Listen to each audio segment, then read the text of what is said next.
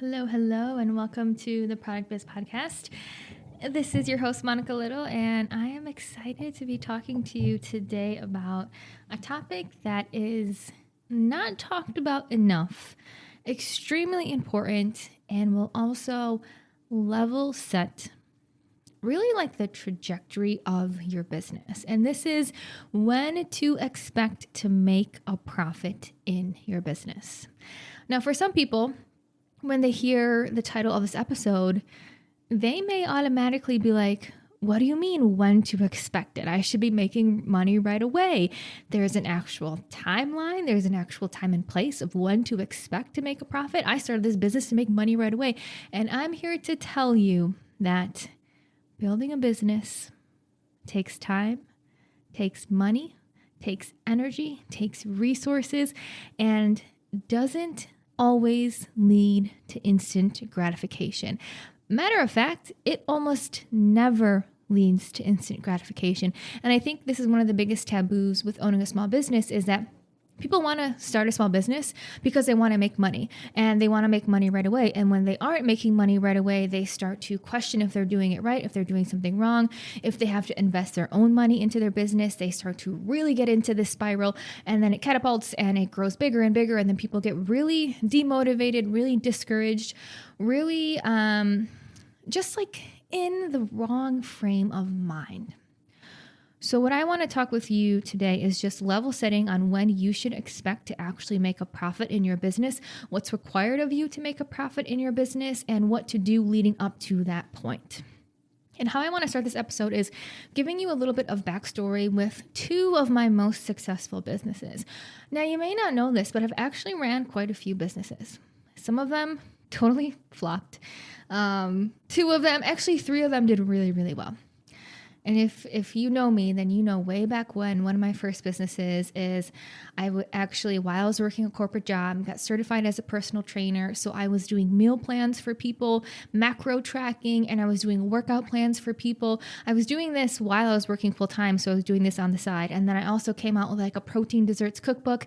And then I did Instagram management for other entrepreneurs. I've had all of these jobs and careers and entrepreneur sprints while I was working full time. And those didn't really lead to anything. Like, I made some money, but it didn't really lead to anything, which is why I don't do them today. But really looking back, the reason why they didn't lead to anything, because I'm a firm believer that almost every single business that you start, it can be successful if you know marketing and if you know selling. Now, if you don't know marketing and selling, it's probably not going to work out for you. And if you're not willing to learn marketing and selling, it's going to be really challenging. And with those businesses, I just didn't have the vision. And I pretty much my heart wasn't into it. So I stopped those businesses. And as I grew and evolved, it led to new businesses. It led to plant-based beauty, which is one of those two successful businesses that I mentioned. And also that led to my coaching business, which is the other successful business that I wanted to mention. And it's been really interesting running these two businesses, seeing so many parallels, so many similarities, and also working with over 250, I think over 300 small businesses now across my coaching programs to see so many similarities across the board there too. And what I mean by this is when you're running a business, and I would even generalize this to like any business, what I want you to know and what I want to level set on is not to expect to make a profit to really like pay yourself until year 3. And the reason why I say this, and some people may not agree with me, which is fine. And that's totally okay. But the reason why I say this is because the first 3 years of your business are so insanely critical to build the foundations and to build the machine that then can generate a profit for you. And if you're someone who's starting a small business and trying to pay yourself in year 1 and trying to pay yourself in year 2, what you're doing is preventing yourself from actually building a machine that's going to pay you for the long run. And when you're paying yourself instead of investing it back into your business, instead of working smarter, instead of learning, instead of growing, instead of evolving, if you're paying yourself instead of doing all of those things, it's going to take you so much longer to build that machine that gives you more income and brings in more sales to you. So what I mean by this is for those two businesses, Plant-Based Beauty and Monica Little Coaching, the first 3 years of both of those businesses, totally separately, I was not concerned about making money in terms of paying myself. I was concerned about having money coming into the business. And when I had money coming into the business, my concern was how do I use this? And what do I do to become better? How do I reinvest this back into my business? How do I evolve? How do I grow? And for things in plant-based beauty, that meant how do I get better labels? How do I get better branding? How do I get a better website? How do I get more support? How do I get better branding? How do I get better packages? How do I get better social media presence? How do I do things better? How do I get my business out of my home? How do I get support in terms of a maker and in terms of a packer and in terms of someone to do drop-offs at stores for me, so that while I'm investing back in my business and becoming better, a better product, a better machine, I can focus on other projects that will lead me to get more sales. Same exact story with Monica Little Coaching. First 3 years of Monica Little Coaching, I'm on year 3 right now.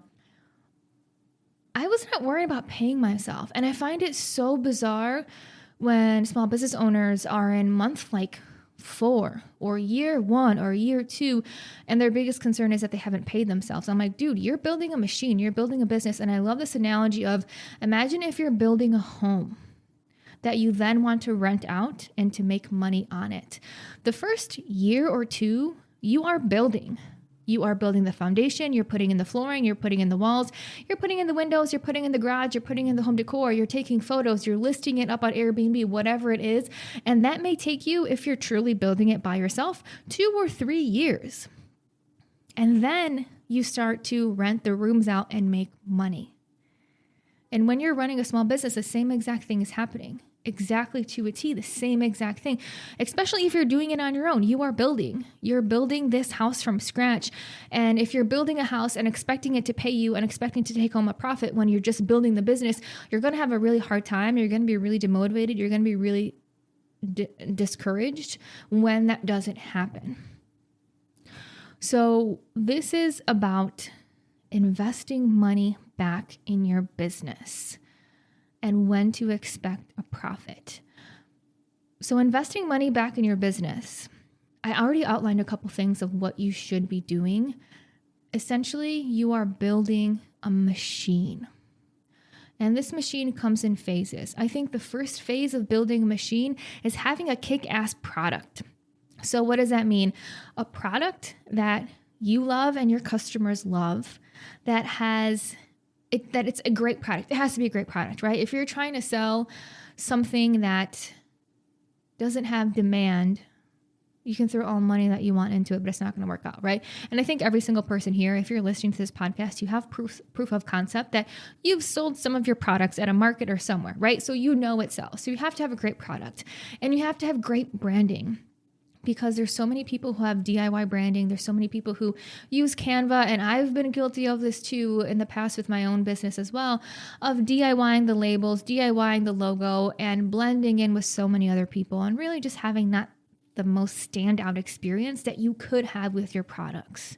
So having a kick-ass product, having branding that stands out, and having packaging and labels that stand out, and having photography that stands out, those are critical pieces of information and critical ways for you to reinvest back in your business to become better than your competitors.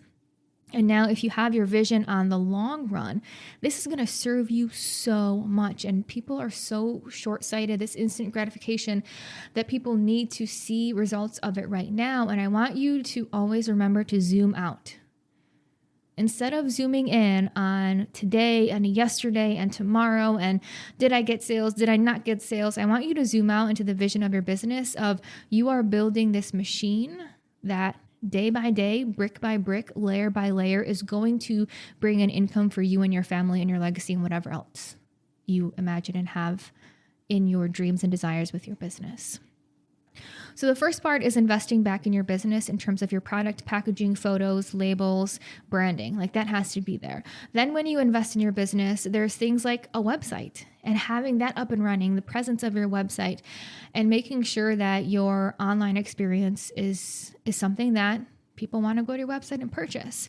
And then the next part of investing back in your business, which for me personally, I would probably prioritize this before a website. There's a conversation of like using Etsy and is Etsy good enough versus website, which we can go down a total rabbit hole on that topic. However, another way to invest in your business is hiring people to help you make your products and getting a space outside of your home for your products. Now, what this means is hiring someone to help you make your products and label your products, hiring someone to help you pack orders, hiring someone to do any local drop-offs. So for example, dropping off products at the post office, or if you have local stores that you drop off inventory, I would highly recommend that you either ship it to them or you hire someone to do those drop-offs for you. So those are a few ways to start investing back in your business by getting support in terms of making and packing and shipping products.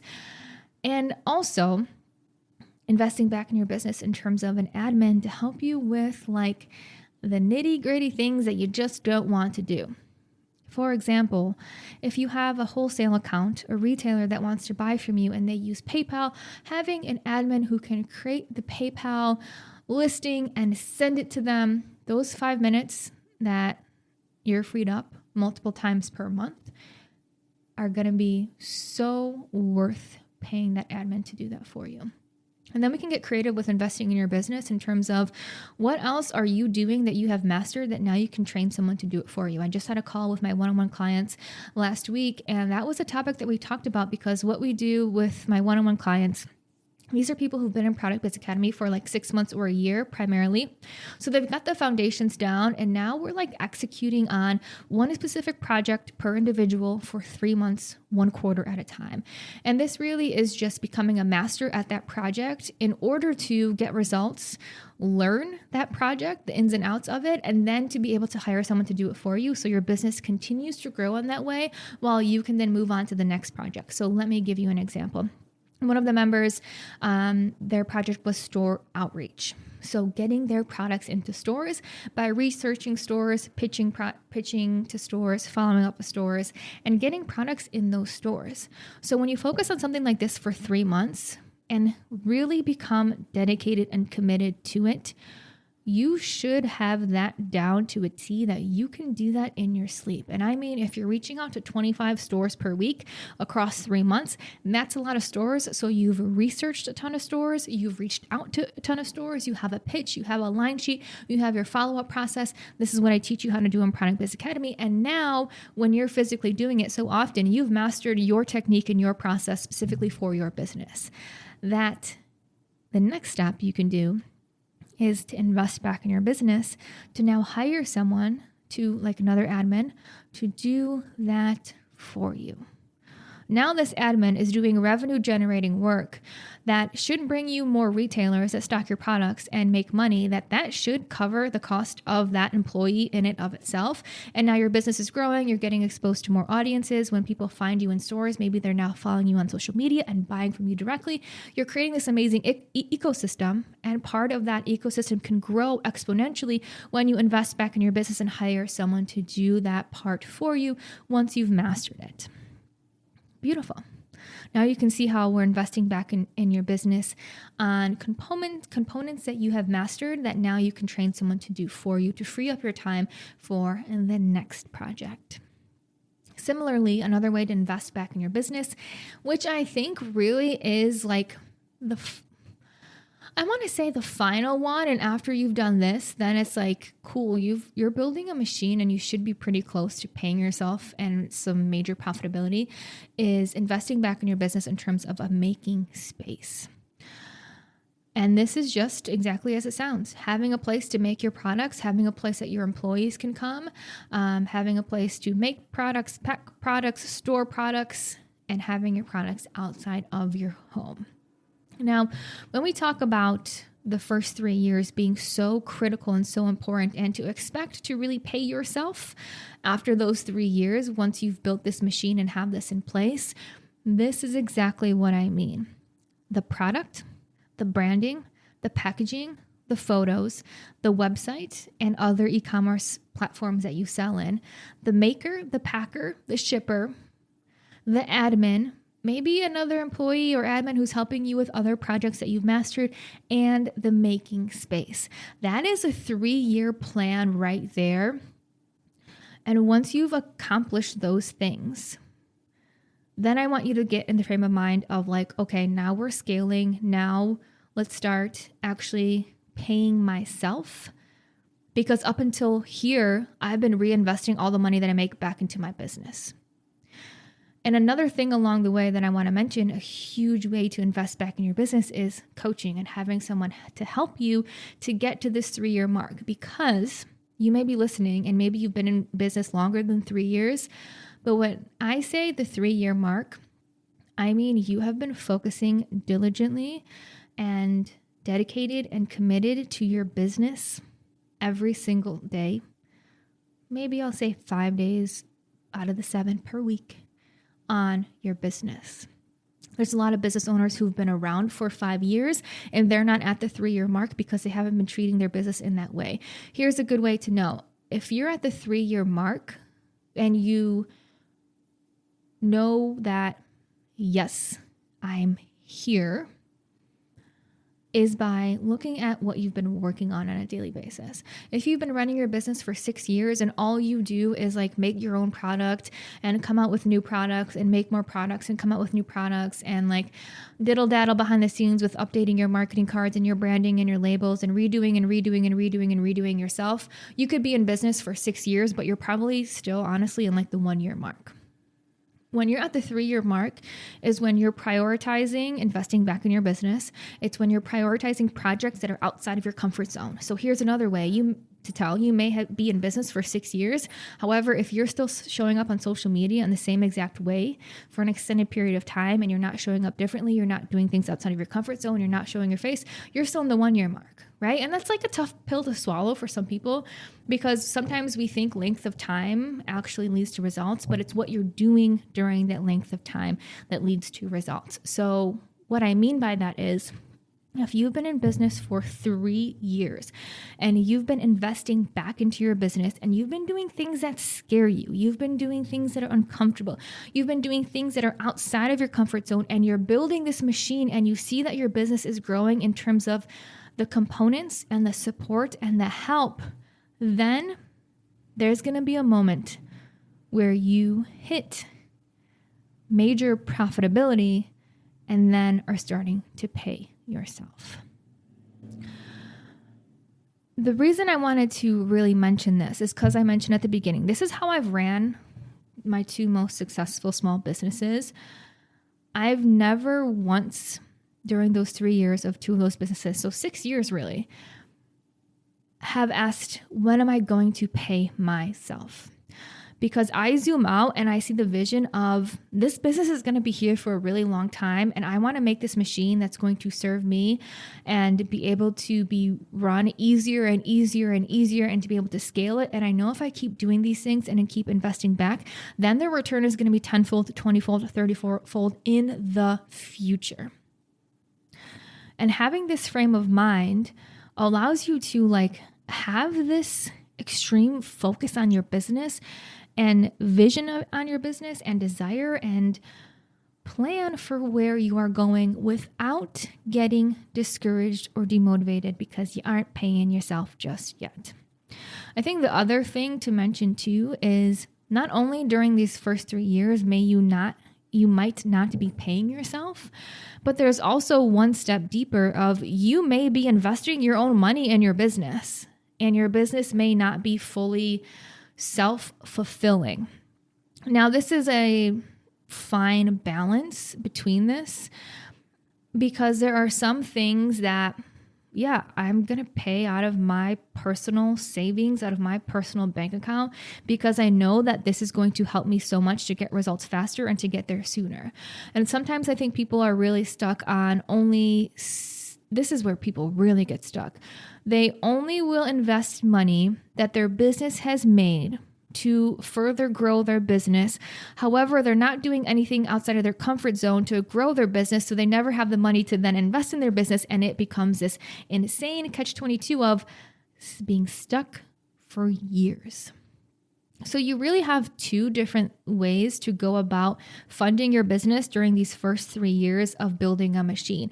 And that can be, number one, get resourceful as shit. Like, it's never a lack of resources, it's a lack of resourcefulness, because you can make money as long as you're willing to do what's got to be done. What does that mean? Like, if you're saying, oh my God, I'm not making any sales, yet you aren't talking on your stories, cool. Get more resourceful, show your face, talk about your products. You're going to connect with people, and it's going to lead to more sales. So is it really a lack of resources, or is it a lack of resourcefulness of not wanting to do what's required of you, right? And that's just a conversation that some people have to have with themselves.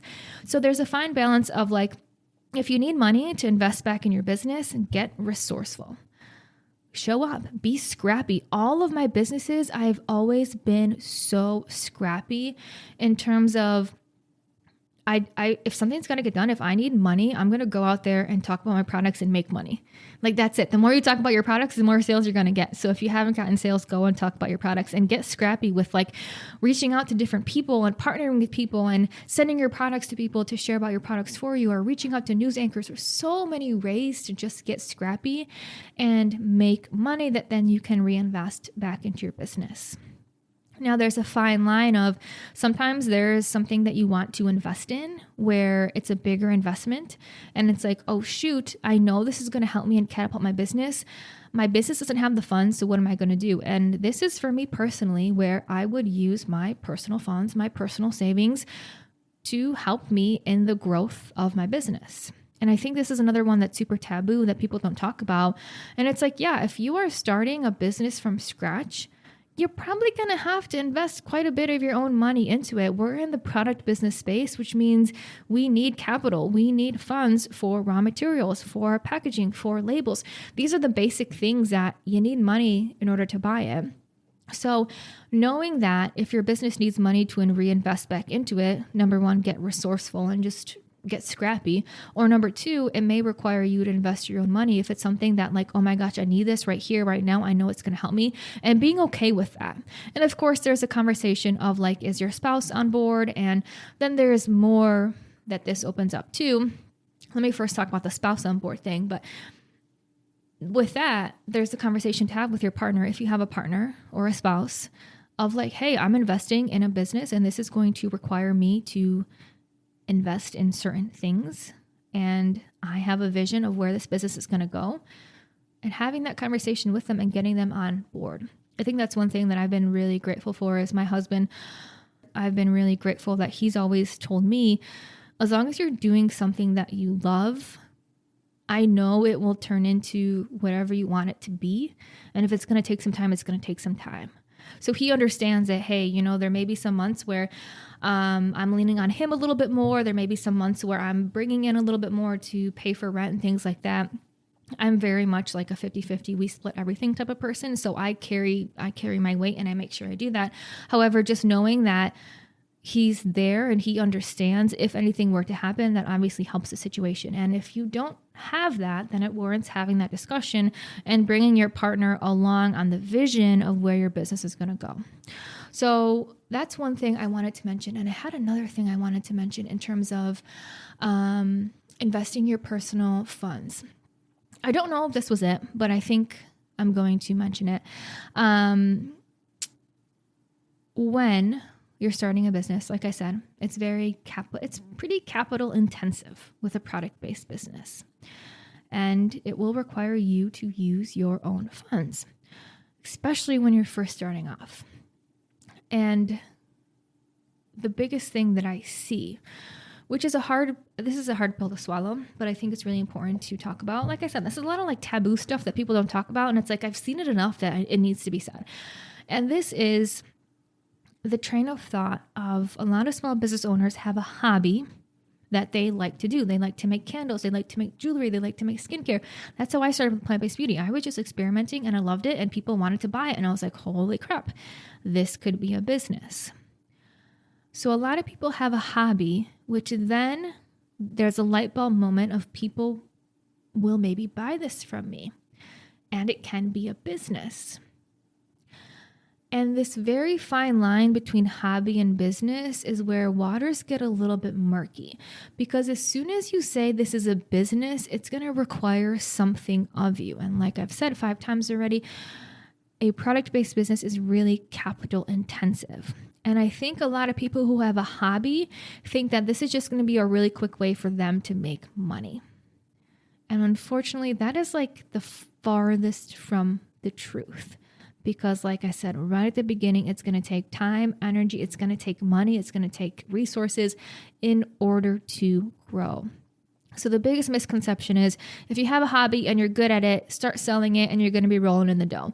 The truth is when you decide it's a business, it's going to require something from you. It's going to require investing in your business. It's going to require becoming the best of the best. It's going to require coaching. It's going to require learning. It's going to require growth. And knowing from the get-go, no matter where you are, that is required of you will hopefully just level set expectations of what you need to do in order to make this successful. And I think this is where a lot of people who do this as a hobby end up throwing in the towel after a couple months or a couple years, or it never really turns into what they want it to turn into because they don't realize like, oh my gosh, this actually takes a lot of energy and resources and money. And here's the truth. It takes money to make money, especially with a product-based business. And I do want to mention that we're actually in a relatively good spot if you think about starting a gym or starting a restaurant. Do you know how much capital those businesses need and how many employees those businesses need? I mean, if you think of a restaurant, you have to hire a chef, a hostess, a waitress, a waiter, probably a manager. That's right off the bat before you even have any money coming in. You have to buy silverware and cups and food and menus and so many more things. So yes, running a product-based business is an expensive business to start. However, it's way less expensive than a restaurant or a gym. You can start it from home. You can do it by yourself for the first few years. So it's not the most challenging thing and it's doable. And like you guys heard me say, I grew my skincare business to $250,000 in sales in 3 years. So yeah, it's totally doable. However, I just wanted to make sure that we are flipping the mindset of what's required of you. And where are you in that 3-year mark? This is a great time for like a self-assessment of like, yeah, shoot, I've been in business for 3 years. Or let me say it this way. I've been in business for 6 years, but I've just been dedicating 8 hours a week on my business. So really I'm at like the 1-year mark. So if you keep that up, it's going to take you 18 years to reach the true 3-year mark. And it's maybe a little bit of a rude awakening of like, shit, that's when I'm really going to be making money at this pace. And I think it's important to note too, with all of my businesses, like I said, I've never been focused on making money and paying myself. I know that will come as long as I'm the best of the best and I keep evolving and investing back in my business. I know that's inevitable. And I think the other thing to mention too is knowing that it's going to take time. And if you're only investing 8 hours per week in your business, that's totally fine and your decision, right? If you have other commitments or if it's just not the right time and place right now, cool. Just expect that timeline to be further out on when you're actually going to be paying yourself. So part of it is just expectations. And when we have those expectations, and there's 2 other things I want to talk about, that is about paying yourself and what are you making it mean if you're not paying yourself just yet. Because this is where it truly becomes the discouragement and demotivation, is when someone's been in business for 3 years and they're not paying themselves yet. And they're like, oh, I should be paying myself. I'm a failure. I'm not good at this. I suck. What am I doing wrong? If those are the thoughts going on in your head, well, that's what I really want to make sure is cleared, because you're actually not doing anything wrong. You're building a machine. It's going to take time. It's going to take energy. And knowing that the more you invest back in your business, the more that you grow, it's only going to come back 10-fold, 20-fold, or 30-fold in the future. So that's really what I wanted to talk about today. And it should be a motivating conversation, maybe a little bit of an awakening conversation too. However, just know if you keep showing up with the dedication and commitment, that day one energy, if you keep showing up like you're going to win the game no matter if you're actually up or down. If you're in to play the whole game, no matter if you're winning, it's inevitable that you are going to see massive results in your business. And the beautiful thing is that's totally up to you, right? Who are you when things get hard? Who are you when you're not paying yourself? Who are you when you have to invest back in your business? What are you making it mean? These are the questions that you can ask yourself. And these are the questions I ask myself and a lot of the work that I've had to do in order to get to this mindset of like, I'm building something that's going to last. I'm building something that's going to be here for a long time. I'm learning, I'm growing, I'm evolving, I'm learning new skills. Like, this is fun. I love that I get to do this. And I know that as long as I keep doing this, as long as I keep showing up, that success that I am reaching for is truly inevitable. And when you do this, this is why this is so important. When you actually reinvest in your business, when you actually do what is scary, when you actually give yourself the time and energy to be able to build this machine, once you hit that 3-year mark where these things are in place, these processes are in place, these employees are in place, you are the best of the best, everything has been coming together, you've been learning, you've been growing, you've been learning marketing and selling and evolving and trying new things, that is when your sales catapult.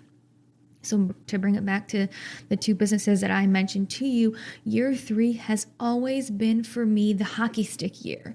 Of like, okay, year 1 and 2, things are kind of going, they're kind of steady. Yeah, I'm making money. However, I'm reinvesting it back in my business with this vision of where I want to go. And year 3 is always like, bam, shit hits the fan. All of that work, all of that energy, all of that building, all of that machine creating, things happen exponentially. With Plant-Based Beauty, year 3 was a fantastic year. With Monica Little Coaching, I'm on year 3. This is going to be a really great year for me. And it's because I took the pressure away of having to pay myself right now. I understood I'm in it for the long run. I had the vision, I held the vision, and I reinvested in my business in order to become the best of the best, to learn and grow in areas where I'm weak, to scale in areas where I'm strong, and just to know that it's gonna take time. Now, here's the beautiful thing. The time is gonna pass anyways. So you might as well be doing something that's going to lead to a return later on. Sure, it may be delayed gratification, that it may happen in year 3 or maybe year 4 or maybe year 5. However, the time is going to pass anyways. 3 years from now is going to happen regardless. 4 years from now is going to happen regardless. So isn't it worth it to put that energy into something that will give you a return later on? And really why I wanted to talk about this on the podcast is because I've been listening to a lot of real estate podcasts and getting more into real estate, wanting to buy some properties as we buy our first home, potentially also a rental home for others, a long-term rental. And I'm listening to these podcasts, and the real estate side of things is so long term. People are talking about buying a home when you're 30, having a 30-year mortgage on it, and then when you retire at year 60 or 65, when you're 65 years old, you have that home that's paid off that now you can sell for a retirement if you need the funds or whatever happens at that point in time. And it's so crazy to hear people on these podcasts to be talking about a 30-year investment. Now, of course, there's things you can do during those 30 years, have renters in there to pay the mortgage, etc. However, the goal of that second property is to capitalize on it in 30 years. And as I've been listening to this, I'm like, wow, how crazy is that to have such a delayed gratification of really 30 years? And how crazy is it that as small business owners, we have this instant gratification and we don't have these honest conversations of what's required and when to really expect to pay yourself and when to really expect to see that hockey stick of like, holy shit, like shit is hitting the fan. Things are happening. This is great. This is what all my work has been for. So part of this episode has been to bring you behind the scenes of my businesses. And like I said, it's happened for both of my businesses. So it's a trend. And I love running 2 different businesses and seeing the parallels, seeing what's similar. And it's like, oh, this is a familiar spot. I remember in Plant-Based Beauty, busting my butt for 2 years and year 3, things clicking. And it's the same thing with Monica Little Coaching. Busting my butt for 2 years, year 3, things are clicking. And I wanted also to be a motivator of the topic of just continue to show up, be okay with where you are, and understand that reinvesting back in your business in elevating your business, in coaching to become the best, to learn in areas that you're weak, that is only going to help you as long as you can wait it out and continue to show up with that day one energy. And that's a beautiful skill that we can all cultivate, of showing up when things get hard, showing up when things get boring, and showing up with the long-term frame of mind and being okay with that. And that's really why I think this is taboo, because there's also a lot of coaches out there that want to tell you, hey, sign up for my program and tomorrow you're going to be making $10,000. And the people in my program who have been successful are the ones who've been in the program for a while and are doing the work. And the beautiful thing is that's proof that it works. It's proof that it's possible. And the time will pass anyways. So wouldn't it be amazing to grow personally and professionally and build a machine that's going to bring in income for you as this time passes and as you build it? So to summarize, what I want to say here is work on increasing the sales in your business. This is not to say like don't sell. During these 3 years for Plant-Based Beauty, for Monica Little Coaching, I was selling. Money was coming in. However, reinvest that money back in your business. Be smart with it and how you're growing and how you're evolving and where you're becoming better, because that is going to serve you so much more than this need for instant gratification to get paid right now in order to prove to yourself or prove to your spouse or prove to whoever that it's quote unquote working. Removing that frame of mind and understanding I'm building a machine, and let me see what this machine is capable of. And that's what's available to you as long as you keep this vision, as long as you can zoom out, and as long as you can remove the instant gratification and just keep showing up, doing what scares you shitless, and getting the support to grow in areas where you got to grow.